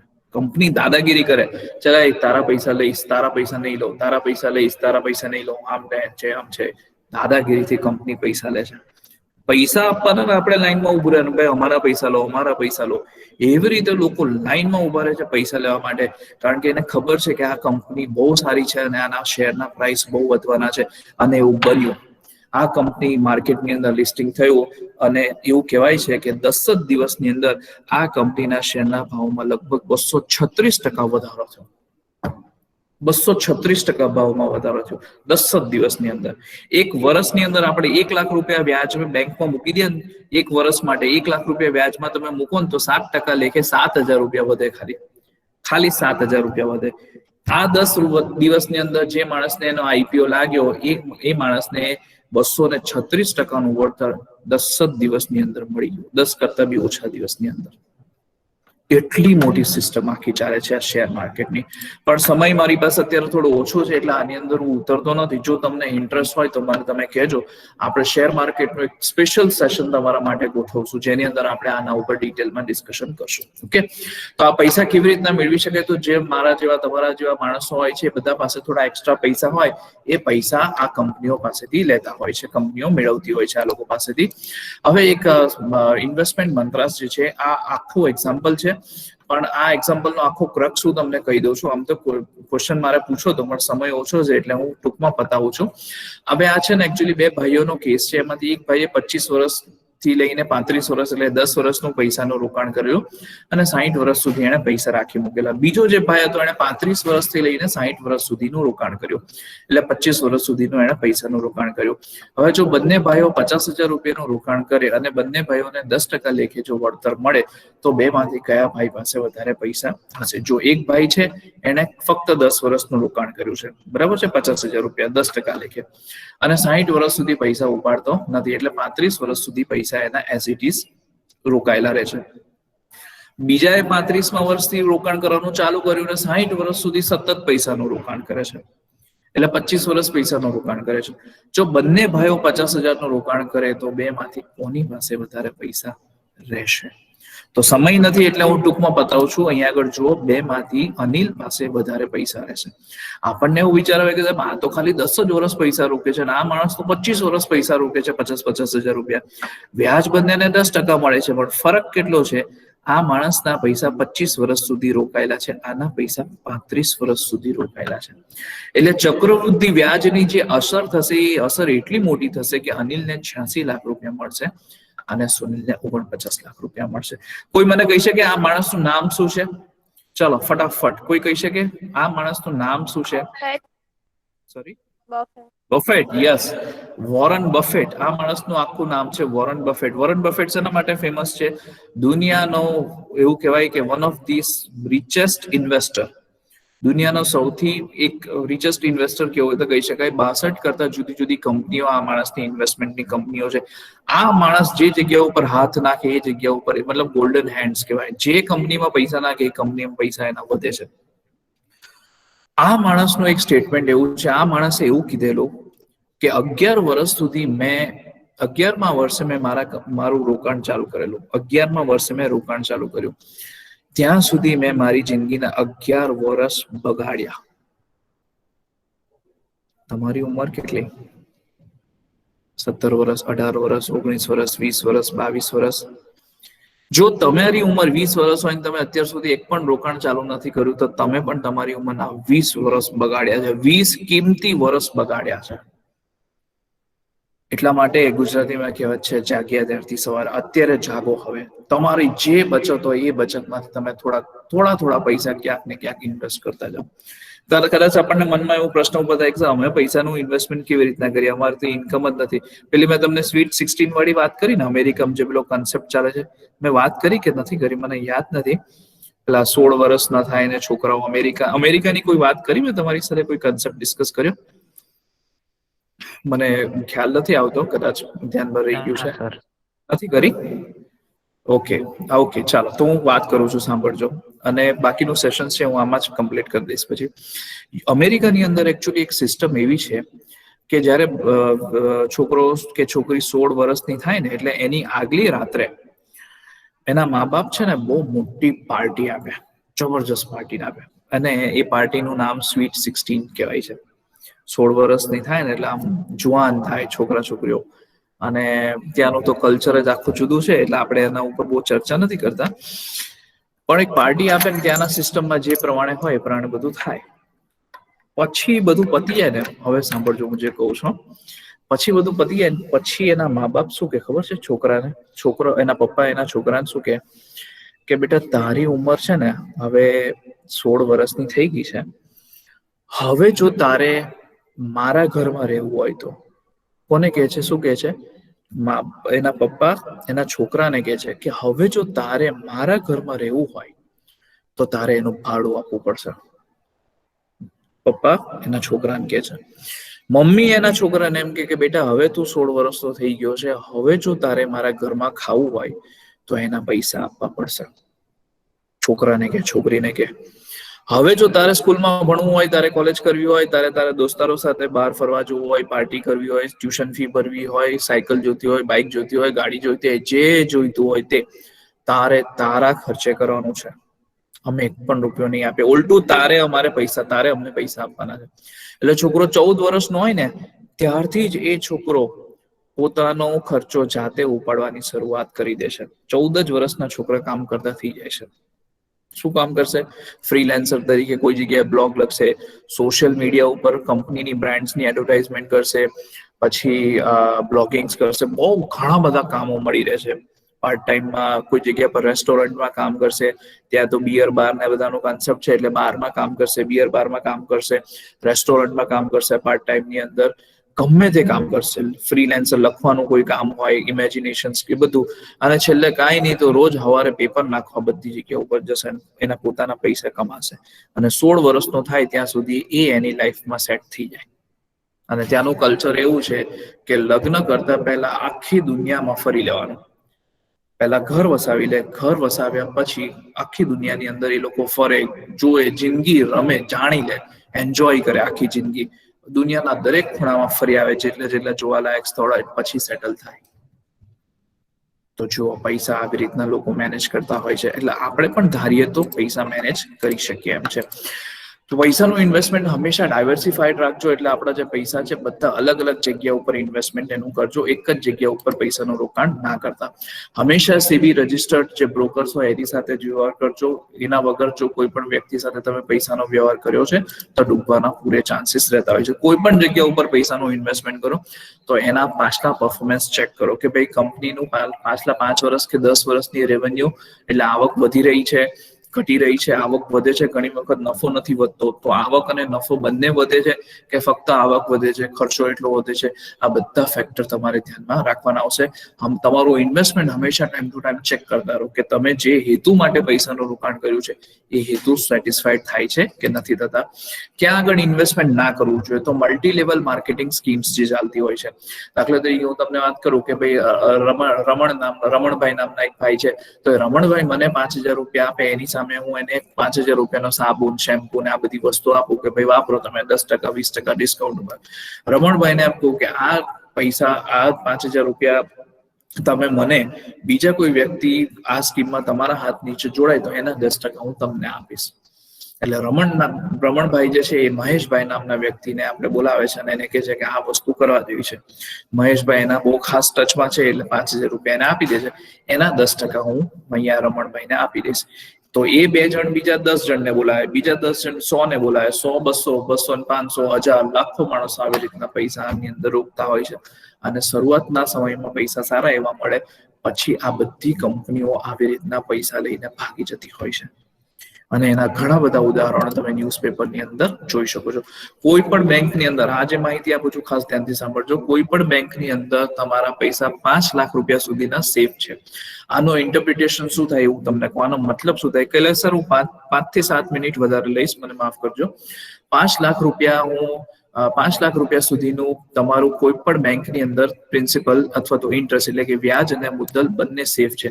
આનો અર્થ એવો થાય કે માની લો કે બેંકની અંદર કોઈ પણ ફ્રોડ થાય, જેમ મુંબઈમાં પીએમસી બેંક હતી એની અંદર ફ્રોડ થયેલું, પંજાબ નેશનલ બેંકની અંદર ફ્રોડ થયેલું, નીરવ મોદી બધા પૈસા લઈને ભાગી ગયેલો. આવી કોઈ પરિસ્થિતિ થાય એટલે આરબીઆઈ એમ કે ભાઈ આ બેંકને હવે મારે બંધ કરી દેવી છે, એનું લાયસન્સ કેન્સલ કરી દેવું છે અથવા લિક્વિડેશનમાં લઈ જવું છે.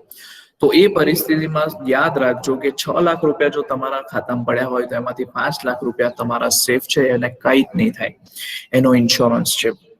પણ ઉપરનો જો 1 લાખ રૂપિયો છે એ જો બેંક પાસે વ્યવસ્થા હશે, બેંક પાસે જો પૈસાની સગવડ હશે તો તમને મળશે. બાકી જય શ્રી કૃષ્ણ, ભૂલી જવાના એ પૈસાને. આ નિયમ લાગુ પડે છે અને આ આરબીઆઈ નો નિયમ છે. જો હું એમ નથી કહેતો કે બેંક સેફ નથી, પણ ઇન કેસ જો આવું કંઈક થાય તો એ પરિસ્થિતિમાં આ આરબીઆઈ નો નિયમ છે જે તમારે ધ્યાનમાં રાખવા જેવો છે. તો કોઈ તમારા મનમાં પ્રશ્ન ઉભો થાય, સર 10 લાખ રૂપિયા હોય તો શું કરવાનું? 10 લાખ રૂપિયા હોય તો 2 જુદા જુદા બેંકમાં મૂકી દો, તમારા પૈસા સેફ છે. બરાબર છે? ઓકે. હંમેશા કોન્ટ્રાક્ટ નોટ્સ વાંચતા રહો. જે કંઈ પણ વ્યવહાર તમે કર્યો છે, કોઈ પણ એસેટ, કોઈ પણ પૈસાનું રોકાણ તમે કર્યું છે તો એની ડોક્યુમેન્ટ વાંચો કે ભાઈ મેં જેટલી વસ્તુ લીધી છે એ વસ્તુ આવી છે કે નથી આવી. પછી હંમેશા ઓનેસ્ટ રહો, કોઈ દિવસ ખોટી વાત ના કરો, ખોટી માહિતી ના આપો. ખાસ કરીને જયારે ઇન્સ્યોરન્સ તમે લેતા હોય ને, વીમો જયારે લો છો ત્યારે સાચી માહિતી આપો. તમે ખોટી માહિતી જયારે આપશો ને ત્યારે પેલો સામેવાળો માણસ લઈ તો લેશે, પણ જયારે ક્લેમ ચૂકવવાનો વારો આવશે ને ત્યારે એ માણસ બધી માહિતી તમારી પાસેથી વેરીફાઈ કરાવશે. પૈસા આવે ને ત્યારે બધાને ગમે, પણ જયારે જતા હોય ને ત્યારે કોઈને ના ગમે. એટલે ઇન્સ્યોરન્સ કંપની બધું જ ચેક કરશે. એમાં કોઈ માણસને શુગર હોય અથવા પ્રેશર હોય અને એને કોઈ ક્લેમ પેલા ફોર્મમાં ના લખે કે ભાઈ મને શુગર નથી, અને 2-3 મહિના અથવા 4-6 મહિનામાં એને કઈ થાય ને જયારે ક્લેમ આવે ને ત્યારે મેડિકલ રિપોર્ટ્સ બધા જોવે વીમા કંપની, અને એમાં દેખાડે કે ભાઈ આને તો શુગર છે અને ફોર્મમાં એને શુગર નથી લખ્યું, એટલે તમારો ક્લેમ ફેલ થઈ જાય. ત્યાં તમે એક પણ રૂપિયો ના મળશે. આ બધા રાઇટ્સ ની ઓલરેડી આપણે વાત કરી લીધી છે. For example security time to time મળવી જોઈએ, ચાર્જીસ કેટલા છે તમને ખબર હોવી જોઈએ, કેવાયસી તેના વિશે. એનએસસી નહોતું એ વખતે બહુ બધા પ્રોબ્લેમ હતા કે રોકાણકારો માટે ક્યાં જવું, કેવી રીતના કરવું, બહુ મોટો પ્રશ્ન હતો. પણ એનએસસી ના આવ્યા પછી આ બધું જ ઓનલાઈન થઈ ગયું છે. આજે તમે જુઓ તો હજારો લાખો માણસો કરોડો અબજો રૂપિયાનું ટ્રાન્ઝેક્શન આ ઓનલાઈન બેસીને કરી શકે છે. એટલે આ ઓનલાઈન ટ્રેડિંગની જે શરૂઆત થઈ છે એ નેશનલ સ્ટોક એક્સચેન્જે 1994 ની અંદર શરૂઆત કરી હતી, અને બહુ પ્રોફેશનલી મેનેજ કંપની છે, અને બહુ જ વ્યવસ્થિત રીતે બધા જ વ્યવહારો થાય છે. અને સેટલમેન્ટની પણ ગેરંટી હોય છે કે ભાઈ તમે પૈસા નાખો એટલે સિક્યોરિટી પણ તમને મળે, અને એની સામે શેર વેચ્યા હોય તો તમને પૈસા પણ મળે. આ પોઈન્ટ ઉપર આપણે ઓલરેડી ડિસ્કશન કરી ચૂક્યા છે. આ મેઇન પિલર્સ છે એનએસસી ના. ઇન્વેસ્ટર એજ્યુકેશન જે આપણે અત્યારે જોયું, ઇન્વેસ્ટર કમ્પ્લેન્સ છે, તમને કોઈ પણ વ્યક્તિ પ્રત્યે કમ્પ્લેન હોય, તમે કોઈ જગ્યા ઉપર શેર લીધા હોય, વેચ્યા હોય, તમને ના મળ્યા હોય, પૈસા ના મળ્યા હોય, એક્સચેન્જમાં કોઈ પ્રોબ્લેમ હોય તો તમે કેસ કરી શકો છો. આર્બિટ્રેશન છે અને ડિફોલ્ટ કમિટીઝ છે.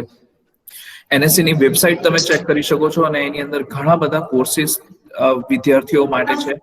જે લોકોએ પોતે જે લોકોએ સ્ટોક માર્કેટમાં પોતાનું કેરિયર આગળ બનાવવું છે, સ્ટોક માર્કેટ શું છે બધું શીખવું છે, તો એ કેસની અંદર તમે આમાં આગળ જઈ શકશો. અને ખાસ કરીને આ જે સર્ટિફિકેટ કોર્સ છે, NSC certification in financial management, એ બહુ સારો કોર્સ છે. એમાં તમે એનરોલ થઈ શકો છો અને જોડાઈ શકો છો. હા, આની ઓલરેડી મેં તમને વાત કરી. અને છેલ્લે હું તમને ખાસ એટલું કહેવા માંગીશ કે કોઈ પણ જગ્યા ઉપર જયારે પૈસાની વાત આવે ત્યારે એનએસસી નું કહેવું એવું છે કે સોચ કર, સમજ કર, ઇન્વેસ્ટ કર. ઓકે, એટલે હંમેશા સમજી વિચારીને પૈસાનું રોકાણ તમે કરો. મારું કામ અહીંયા આગળ પૂરું થાય છે. એટલે મારો જે કંઈ પણ ટોપિક હતો પૂરો થઈ ગયો. યસ, ટાઈમ પર પૂરું થઈ ગયું છે. 1 વાગ્યો છે એટલે મેં એને 1 વાગ્યામાં પૂરું કરી દીધું છે. સો હવે જરૂર નહીં પડશે. ઇન કેસ હવે તમારા કોઈ પ્રશ્ન હોય તો આપણે છેલ્લી 5 મિનિટની અંદર એ પ્રશ્નનું ચર્ચા કરી લઈએ. જો તમને કોઈ પ્રશ્ન હોય તો તમે પૂછી શકશો. આઈ હોપ કે તમે આ સેશન એન્જોય કર્યું હશે. જો કર્યું હોય તો યસ લખજો મને ચેટ બોક્સની અંદર.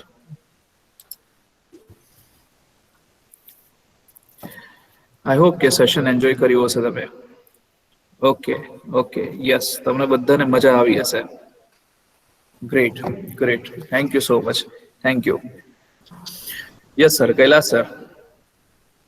ઓકે, વિદ્યાર્થી મિત્રો, તમને કોઈ આ બાબતે નાણાકીય સંદર્ભે કોઈ પ્રશ્ન હોય તો પૂછી શકો. આપણી પાસે હજી થોડો સમય છે. વિદ્યાર્થી મિત્રો,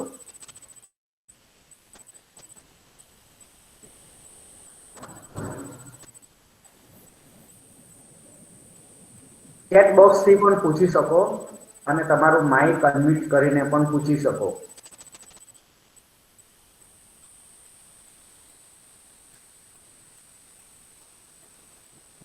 સર, મારો પ્રશ્ન છે. હેલો. ઓકે, બોલો. સર, મારે બિઝનેસ ચાલુ કરવા હોય તો લોન માટે મારે ક્યાંથી પૈસા મેળવવા? ઘણા બધા રસ્તા છે. તમે કોઈ પણ ગવર્મેન્ટ બેંકમાં જઈ શકો છો, પ્રાઇવેટ બેંકમાં જઈ શકો છો. અને જો તમે કોઈ પર્ટિક્યુલર કોમ્યુનિટીમાં આવતા હોય, દાખલા તરીકે SC ST કોમ્યુનિટીમાં આવતા હોય, OBCમાં આવતા હોય, તો એ SC ST ના આખા સેલ્સ છે. જેમાં તમારે ત્યાં અમદાવાદમાં જ EDI છે, entrepreneurship development institute of India. આ EDI ની અંદર તમે કોન્ટેક્ટ કરો, અને ત્યાંથી એ તમને ગવર્મેન્ટ ઓફ ઇન્ડિયાની જેટલી પણ સ્કીમ્સ છે, ગવર્મેન્ટ ઓફ ગુજરાતની જેટલી પણ સ્કીમ્સ છે, બહુ સસ્તા એટલે બહુ ઓછા રેટ ઉપર, નોમિનલ રેટ ઉપર તમને જેટલા રૂપિયા જોઈએ એટલા માટે એટલા રૂપિયા તમને મળી રહેશે.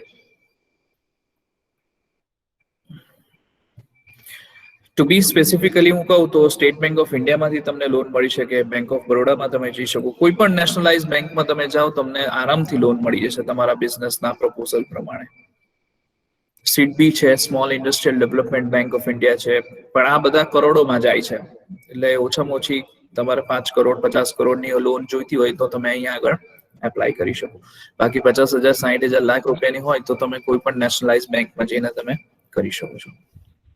અને ડિસ્ટ્રિક્ટ ઇન્ડસ્ટ્રીયલ સેન્ટર છે, ડીઆઈસીસ છે, જિલ્લા ઉદ્યોગ કેન્દ્ર છે, ત્યાં પણ તમે કોન્ટેક્ટ કરો તો એ લોકો તમને ઘણા સસ્તામાં પણ લોન કરી આપશે અને ગવર્મેન્ટ સબસિડી પણ તમને પ્રોવાઈડ કરશે. તો ગવર્મેન્ટ વિશે મેં વાત કરેલી સર, પણ ત્યાં જે એ લોકો સાહેબ કહે છે કે બેંક વાળા લોન નથી આપતા સર. મેં એક વખત ટ્રાય કરેલું સર, જિલ્લા વિકાસ ઉદ્યોગ કેન્દ્ર દમણગંગામાં. દમણગંગામાં હા, ત્યાંથી સર એ લોકો ચોખ્ખી વાત કરે છે કે પહેલા તમે બેંકનો સંપર્ક કરો. એ લોકો તો લોન પાસ કરી દે છે, પણ બેંક વાળા પાસ નથી કરતા એમ. એટલે અહીંયા અમુક આવે છે સર. તો તમારું પ્રપોઝલ એમાં એટલે પ્રોબ્લેમ શું કે છે એ લોકો એ તમે જરાક જાણી લો. અને તમે એવું કરો કે મારો નંબર છે ને આ કૈલાસ સર પાસે છે, એ તમે લખી લેજો અને પછી મને વોટ્સએપ પર કોન્ટેક્ટ કરજો. એટલે આ તમારો વ્યક્તિગત પ્રશ્ન છે તો એને આપણે વ્યક્તિગત રીતે સોલ્વ કરીશું. ઓકે, ચાલો. બીજું છે how SIP works for investor and for firm who receive fund in form of SIP. Okay sir, systematic investment plan જે છે એ એસઆઈપી જેને આપણે શોર્ટ ફોર્મમાં કહીએ છીએ, એસઆઈપી બેઝિકલી શું છે કે નાના નાના ઇન્વેસ્ટર્સ જે હોય છે, જે લોકો 500 રૂપિયા 100 રૂપિયા 2000 રૂપિયા 1000 રૂપિયાનું રોકાણ કોઈ પર્ટિક્યુલર જગ્યા ઉપર એમને કરવું હોય અને મોટા પાયા પર જ્યારે વસ્તુનો લાભ લેવો હોય એ વખતે એસઆઈપી નો ઉપયોગ કરતા હોય છે. દાખલા તરીકે હું તમને એક્ઝામ્પલ આપું. અત્યારે માની લો કે ગોલ્ડનો ભાવ, એક એક્ઝામ્પલ કહું છું, અત્યારે ગોલ્ડનો ભાવ 50,000 રૂપિયા છે ફોર એક્ઝામ્પલ, સમજવા માટે ખાલી. તો મારી પાસે ખાલી 1000 રૂપિયા અથવા મારી પાસે ખાલી 5,000 રૂપિયા છે. તો 5,000 રૂપિયાથી મારે ગોલ્ડ ખરીદવું હોય તો કદાચ હું ના ખરીદી શકું. બરાબર છે. અને એમાં પણ મારે પેલા લેબરના ચાર્જીસ જે હોય, મેન્યુફેક્ચરિંગ મેકિંગ ચાર્જીસ જે હોય એ મારે નથી. મારે પ્યોર ગોલ્ડ લેવું છે. પેલી સોનાની ઈંટ આવે ને અથવા ગોલ્ડ બિસ્કિટ આવે ને એ મારે લેવું છે 10 ગ્રામનો. તો એ સિક્કો હું 5,000માં લઈ શકું? ના લઈ શકું. ચલો 5,000 તો મોટી અમાઉન્ટ કે 500 રૂપિયામાં લેવાય મારાથી? 500 રૂપિયાનું સોનું મારે ખરીદવું હોય તો ખરીદી શકું ખરો? શક્ય જ નથી. 500 રૂપિયામાં ખરીદી જ ના શકાય. તો એ પર્ટિક્યુલર કેસની અંદર એક્સચેન્જ ટ્રેડેડ ફંડ આવે છે, જેને ETF કહેવાય છે. આ ETF બેઝિકલી શું કરે છે કે 50,000 રૂપિયા જો તમે ખર્ચો તો એની સામે તમને 10 ગ્રામ સોનું મળે. તો 500 રૂપિયામાં કેટલું સોનું આવે? આ 3 રાશિ આપણે 3 સ્ટેપ જે મૂકીએ છીએ તો 500 રૂપિયામાં કેટલું સોનું આવે? એટલું સોનું તમે ખરીદી શકો અને એ સોનું સીધું તમારા ડીમેટ એકાઉન્ટની અંદર જમા થઈ જાય. બરાબર છે. આવતા મહિને પછી પાછો મેં 2,000 રૂપિયા મારી પાસે હતા, 2,000 રૂપિયાનું સોનું ખરીદ્યું, ત્યારે ભાવ 49,000 હતો. 49,000 10 ગ્રામ તો 2,000 કેટલા? જેટલું સોનું આવ્યું પાછું મારા અકાઉન્ટમાં જમા થઈ ગયું. એમ કરતા કરતા દર વર્ષે માની લો કે કોઈ વાર 45,000 ભાવ થયો, કોઈ વાર 40,000 થયો, કોઈ વાર 51,000 થયો, કોઈ વાર 48,000 થયો. આમ કરતા કરતા દર મહિને જે ભાવમાં વધારો ઘટાડો થતો જાય એ વધારો ઘટાડા સાથે ભાવના એ ભાવે તમારા ખાતામાં સોનું જમા થાય, ઇલેક્ટ્રોનિક ફોર્મમાં જમા થાય. તમને દેખાય નહીં, જેમ બેંકમાં પૈસા પડ્યો આપણને દેખાય નહીં, એવી રીતના ઇલેક્ટ્રોનિક ફોર્મમાં આપણા પૈસા અંદર જમા થાય, એટલે સોરી સોનું જમા થાય. અને 10 વર્ષ સુધી તમે સોનું અંદર રાખી મૂકો અને એ 10 વર્ષ પછી 50,000 રૂપિયાનો સોનાનો જે ભાવ છે અત્યારે 1 તોલાનો, એ 10 વર્ષ પછી માની લો કે 1 લાખ રૂપિયા થઈ જાય.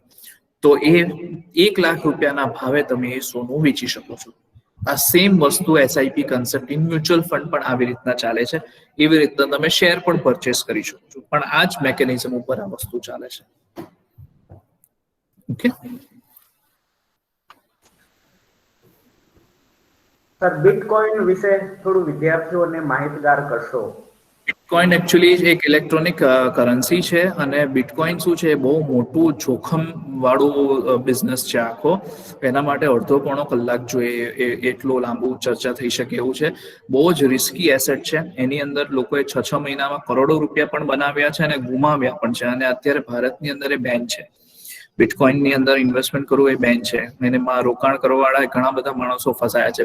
બિટકોઇન એ એક ઇલીગલ કરન્સી છે, એ લીગલ કરન્સી નથી. બિટકોઇન એટલે એકચ્યુઅલી શું છે, એક જાતની પ્રાઇવેટ કરન્સી છે. પ્રાઇવેટ કરન્સી એટલે હું એમ કહું કે ભાઈ ચાલો હું અને કૈલાસ સર હવે બે નક્કી કરીએ. હું એમ કહું કે ભાઈ આ એક પેન છે, આ પેનની કિંમત મારા હિસાબથી હું એમ કહું છું છે 10 રૂપિયા, પણ હું એમ કહું કે ભાઈ આ પેન ઉપર મારી સહી હોય તો તારે 100 રૂપિયા માનવાની, બરાબર છે. એટલે કૈલાસ સરને એમ કહું સર તમારે 100 રૂપિયા માનવાના. કૈલાસ સર મને કે કઈ વાંધો નહીં, ચાલ આ એક ઘડિયાળ છે ને, આ ઘડિયાળ હું મારી સહી સાથે તમને મોકલું ને તો તમારે એની કિંમત 5000 રૂપિયા ગણવાની. એ રીતે અમે બે અંદરો અંદર નક્કી કરેલી કરન્સી છે, બરાબર છે. હું એમ કહું કે આની કિંમત આટલી, આની કિંમત આટલી, આની કિંમત આટલી, આ વસ્તુ તમારે ખરીદવી હોય તો આટલા રૂપિયા આપવાના. એટલે ઇન શોર્ટ એ બધું જે 2 નંબરનું બધું સેટિંગ ચાલતું હોય ને એની અંદર આ વધારે યુઝ થતું હોય છે. આપણા જેવા સામાન્ય માણસો માટે એ યોગ્ય નથી, અને છતાં તમારે કરવું હોય તો તમે કરી શકો તમારા પોતાના જોખમ ઉપર. પૈસા ડૂબવાનો ચાન્સ પૂરેપૂરો રહેતો હોય છે, સાથે કમાવાના પણ ચાન્સ છે, પણ તમે તમારા જોખમથી કરી શકો. હું બહુ રેકમેન્ડ નહીં કરું આની અંદર.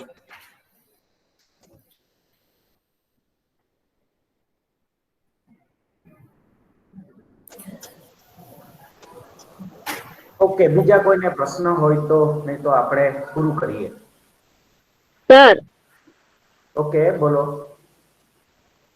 બાંધી મુદતનું ખાતું, બચત ખાતા જે હોય છે એમાં લોકો ઘણા રોકાણ કરતા હશે, એનું કાર્ય શું હશે?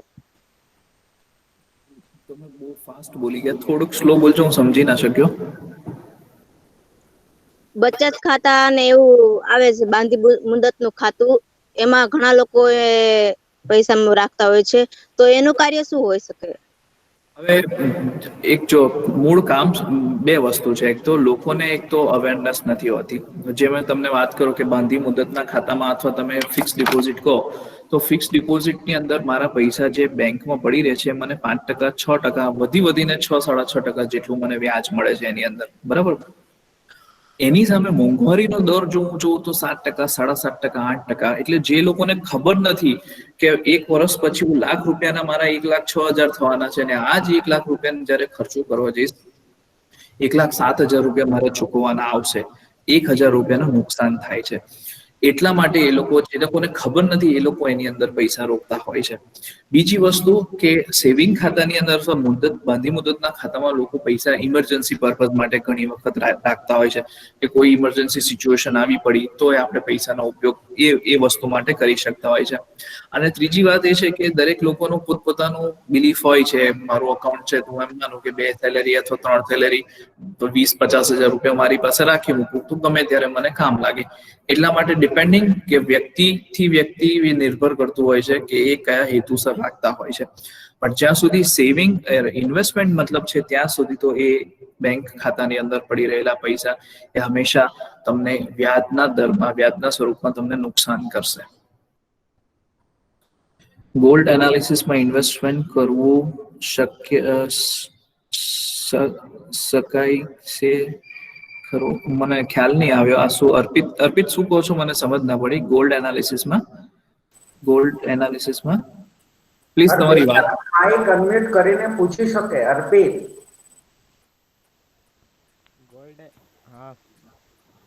ગોલ્ડ એનાલિસિસમાં ઇન્વેસ્ટમેન્ટ કરવું શક્ય છે?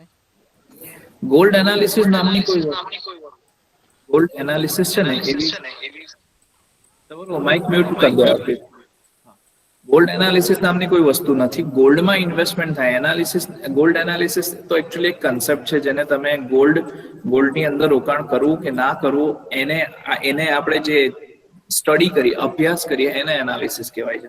પણ ગોલ્ડની અંદર એટલે સોનામાં તમારે રોકાણ કરવું હોય તો તમે રોકાણ કરી શકો છો, જેને ETF કહેવાય છે. ETF, exchange traded fund.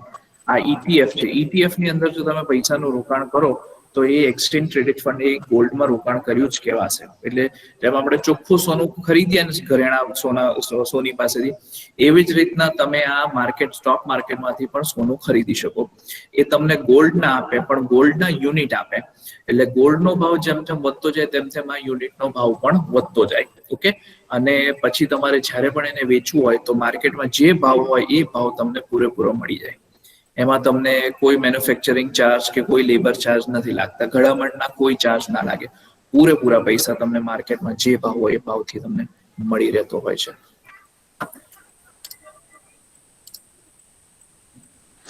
Sir share debenture જે છે તે શેર અને ડિબેન્ચર માં તફાવત શું હોય? શેર અને ડિબેન્ચરમાં તફાવત એ છે કે ઇક્વિટી શેર્સ અને ડિબેન્ચર્સ બંનેમાં જોખમનો તફાવત આવી જાય છે. અને જે ડિબેન્ચર્સ હોય છે એ ઇક્વિટી શેર કરતા ઓછા જોખમી હોય છે. દાખલા તરીકે હું તમને ઉદાહરણ આપું.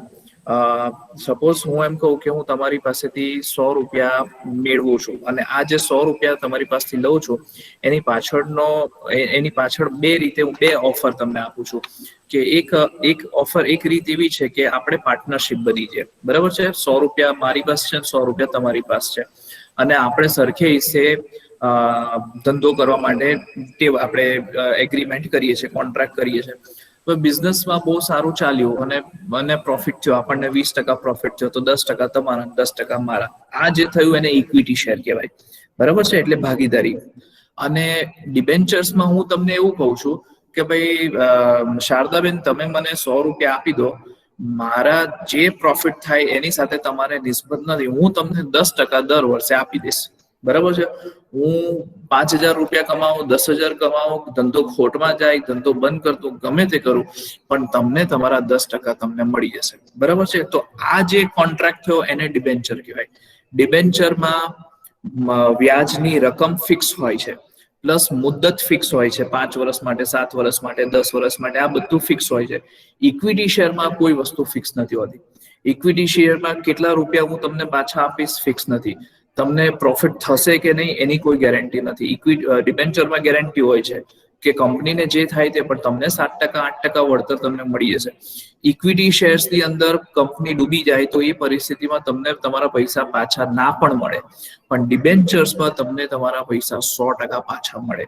કારણ કે એ જે ડિબેન્ચર્સ હું ઇસ્યુ કરતો હોય એ ડિબેન્ચર્સ મારી જે મિલકતો હોય છે, મિલકતોને ગીરવે મૂકીને હું તમને ડિબેન્ચર ઇસ્યુ કરતો હોઉં છું. એટલે ઇન કેસ મારી કંપની બંધ પણ થઈ જાય તો તમે મારી કંપનીની મિલકતો વેચીને પણ તમે તમારા પૈસા વસૂલ કરી શકશો. પણ ઇક્વિટી શેર હોલ્ડર, ઇક્વિટીમાં આ શક્ય નથી. પણ એનો સૌથી મોટો નુકસાન એ છે કે ઇક્વિટી શેર હોલ્ડરમાં તમને વોટિંગ રાઈટ મળે. ફોર એક્ઝામ્પલ, તમે રિલાયન્સ જેવી કંપની તમારે ચાલુ કરવી હોય તો આપણા માટે શક્ય નથી કે રિલાયન્સ જેવી કંપની આપણે ચાલુ કરી શકીએ. પણ રિલાયન્સના શેર જો મારી પાસે હોય તો માની લો કે 1 લાખ રૂપિયાના શેર છે, તો 1 લાખ રૂપિયા પૂરતું હું રિલાયન્સ કંપનીનો માલિક બની ગયો.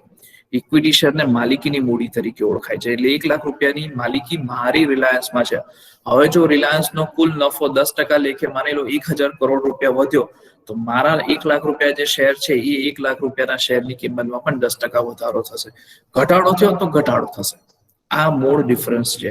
ડિબેન્ચર હોલ્ડર પાસે આવો કોઈ હક નથી કે કંપનીના કોઈ પણ ડિસિઝનમાં એ ભાગ લઈ શકે.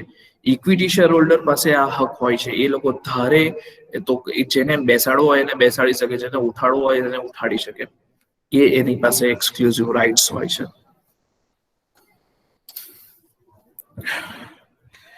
If possible, try to be host on webinar about how to raise funds for startup and more things on business company. હા, શ્યોર. તમારી સમયની અનુકૂળતા જ્યારે હોય ત્યારે મને થોડાક દિવસ પહેલા કહેજો તો આપણે 100% એના ઉપર વર્કઆઉટ કરીશું. ઇનફેક્ટ જે એન્ટરપ્રિન્યોરશિપ ડેવલપમેન્ટ ઇન્સ્ટિટ્યૂટ છે, EDI, એમાં હું પોતે એઝ એન એક્સપર્ટ તરીકે ઘણી વખત જાઉં છું અને ઘણા બધા લેક્ચર્સ હું આપું છું. તો જો સેટ થશે તો આપણે 100% એના પર વર્કઆઉટ કરશું.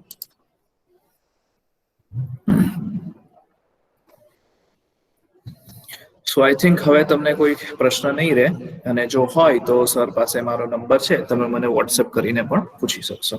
Okay, thank you so much. Okay, બધા જ વિદ્યાર્થીઓને આજનો લેક્ચર ગમ્યો હશે અને પ્રશ્ન નથી, એનો મતલબ પણ એ છે કે ખૂબ સારી ક્લિયરિટી વિદ્યાર્થીઓને મળી ગઈ છે. અને મને લાગે ત્યાં સુધી આપણો સમય પણ અહીંયા પૂરો થવા જાય છે. હવે હું ધારાબેનને વિનંતી કરું કે તેઓ વિમલભાઈનો આભાર માને. ધારાબેન. જી નમસ્તે, સૌને નમસ્કાર. હંમેશા વિદ્યાર્થીઓમાં અર્થશાસ્ત્રમાં જ્યારે એડમિશન લે ત્યારથી ધીમેનભાઈ એક પ્રશ્ન હોય છે કે બેન અમે કેવી રીતે મતલબ શેર બજાર શું છે, એમાં કેવી રીતે ઇન્વેસ્ટમેન્ટ કરી શકીએ. એ જ રીતે ગોલ્ડના પ્રાઇસ વિશે જ્યારે ડિસ્કશન થતું હોય ક્લાસમાં, તો એ સવાલ હંમેશા આવતો હોય અને ઘણી વખત એવું થાય કે આના વિશે એક વ્યવસ્થિત ડાયલોગ થાય વિદ્યાર્થીઓની વચ્ચે, તો એક ખૂબ સારું થાય અને વિદ્યાર્થીઓ ક્યાં ઇન્વેસ્ટ કરવું, કેવી રીતે કરવું અને એવા રિસ્ક શું છે, રિસ્ક ફેક્ટરને આપણે કેવી રીતે જોઈ અને ઇન્વેસ્ટ કરવું એ વિશે એક ડિસ્કશન થાય એવું અમારી ઘણા સમયથી એક ઈચ્છા હતી, પણ લોકડાઉન પણ આ વખતે એ શક્ય બન્યું અને તમે એ મોકો અમને આપ્યો એ બદલ અમે ગુજરાત વિદ્યાપીઠ વતી હું તમારો ખૂબ આભાર માનું છું. સાથે અમારા સંયોજક શ્રી રાજીવભાઈ કે જેમણે આ કાર્યક્રમ માટે અમને મંજૂરી આપી એ બદલ રાજીવભાઈનો, સાથી અધ્યાપકોનો, ટેકનિકલ સ્ટાફ કે જેના કારણે આપણે અલગ અલગ સ્થળ પર છીએ, વિદ્યાર્થીઓ પણ જુદી જુદી જગ્યાઓએ છે, પણ આજે આપણે આખો ક્લાસ ખૂબ સરસ રીતે માણી શક્યા એ બદલ ટેકનિકલ સ્ટાફનો પણ આભાર વ્યક્ત કરું છું, સાથી અધ્યાપકોનો, અને જેના કારણે આ આખો કાર્યક્રમ શક્ય બન્યો એવા તમામ વિદ્યાર્થીઓનો આભાર વ્યક્ત કરું છું. અને ધીમેનભાઈને ફરી રિક્વેસ્ટ કે આવી રીતે અમારે મતલબ ગોલ્ડ માર્કેટ અને શેર માર્કેટ એકબીજાની સાથે કેવી રીતે એટેચ છે અને ઇન્વેસ્ટમેન્ટમાં એમાં કેવી રીતે વિચારી અને પગલાં ભરવા જોઈએ એ વિશે પણ હજુ અમે વધારે ડિટેલમાં આપણે ભવિષ્યમાં પણ આવી રીતે કાર્યક્રમ કરીએ એવી અમારી ચોક્કસ ઈચ્છા છે. તો અહીંયા આપણે કાર્યક્રમ પૂર્ણ જાહેર કરીએ છીએ અને સૌનો આભાર. ફરી આભાર. કૈલાશભાઈ. ઓકે, ખૂબ ખૂબ આભાર ધીમેનભાઈ. આજે આપણે અમારી સાથે ખાસ કરીને વિદ્યાપીઠ જેવી સંસ્થા સાથે આપણો સંવાદની રીતે ખૂબ સારો નાતો રહ્યો છે અને અમને જણાવતા આનંદ થાય છે કે અર્થશાસ્ત્ર અને MBA ના વિદ્યાર્થીઓને આપણું વ્યાખ્યાન ખૂબ ઉપયોગી નીવડશે. સાથે સાથે હંમેશા તમારી સાથે નાતો રહેશે, કારણ કે અમારે ત્યાં MBA કેન્દ્ર ચાલે છે અને વારંવાર તમને તમારા આવા માર્ગદર્શનની અમને જરૂર રહેશે. આ સેમિનારની અંદર વિદ્યાર્થીઓને પ્રોત્સાહિત કરવા માટે આપણી વચ્ચે સંયોજક શ્રી રાજીવભાઈ પણ જોડાયેલા રહ્યા છેલ્લે સુધી. સાથે સાથે MBA વિભાગના લોકેશ સર છે, અમીષાબેન છે અને અમારા વિભાગના નસેમનબેન પણ છે અને અન્ય ફેકલ્ટી મિત્રો પણ જોડાયા છે. એ સૌનો પણ આભાર વ્યક્ત કરીને આપણે અહીંયા કાર્યક્રમ પૂરો કરીએ છીએ. ધીમેનભાઈ, ફરીથી ખૂબ ખૂબ આભાર. Thank you so much.